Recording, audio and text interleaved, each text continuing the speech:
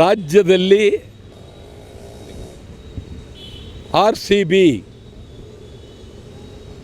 Royal Challengers Bengaluru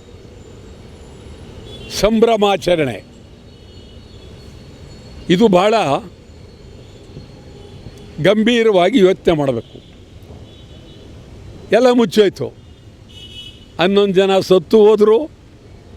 ಮಕ್ಕಳು ಅವರ ತಂದೆ ತಾಯಿಗಳು ಸಮಾಧಿ ಮೇಲೆ ಕಣ್ಣೀರಿಟ್ಟು ಒದ್ದಾಡಿದ್ರು. ಸರ್ಕಾರ ಅಧಿಕಾರಿಗಳನ್ನು ಅಮಾನತಲ್ಲಿಟ್ಟಿದ್ದರು. ಮತ್ತೆ ಅವರನ್ನು ಅಮಾನತು ತೆಗೆದು ಅವ್ರಿಗೆ ಕೆಲಸ ಕೊಟ್ಟರು. ಒಬ್ಬ ಮಂತ್ರಿನೂ ರಾಜೀನಾಮೆ ಕೊಡಲಿಲ್ಲ ಮತ್ತು ಆ ಸತ್ತವರಿಗೆ ಪರಿಹಾರ ಕೊಡಲಿಲ್ಲ.